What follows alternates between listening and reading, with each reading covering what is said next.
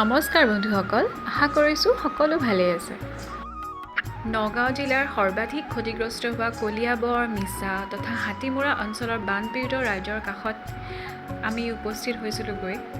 অসম শিল্পী কাননৰ ফালৰ পৰা আমি গৈছিলোঁ কেইগৰাকীমান।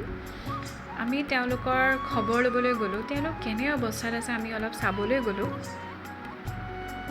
সামৰ্থ্য অনুসৰি দেই, আপোনালোকে তাত মানে আৰু বিদ্যুৎ নকৰিব। এই যিখিনি আমি সামগ্ৰী দিছোঁ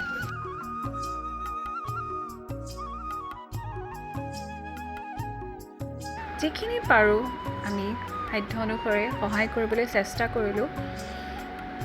সঁচাকৈ আপোনালোকেও যিখিনি পাৰে সহায় কৰি চাবচোন। তেওঁলোকে নিজৰ ঘৰ বাৰী এৰি কেনেকৈ শিবিৰত থাকিব লগা হৈছে, ৰাস্তাৰ কাষত থাকিব লগা হৈছে, দেখি সঁচাই বহুত দুখ লাগিলে।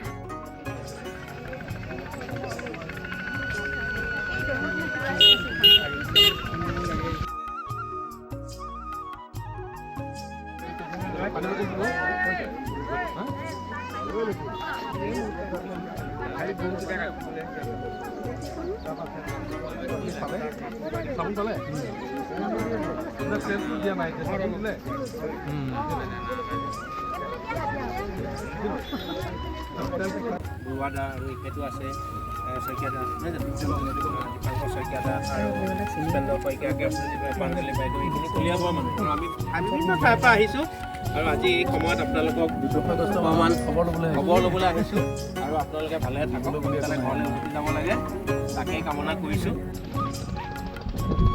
লগতে আপোনালোকক দেখুৱাবলৈ বিচাৰিছোঁ, এইখিনিয়ে হৈছে হাতীমূৰা বান্ধটো যে ভাঙিছিলে এইখিনিতে, এয়া মেৰামতি চলি আছে এতিয়া।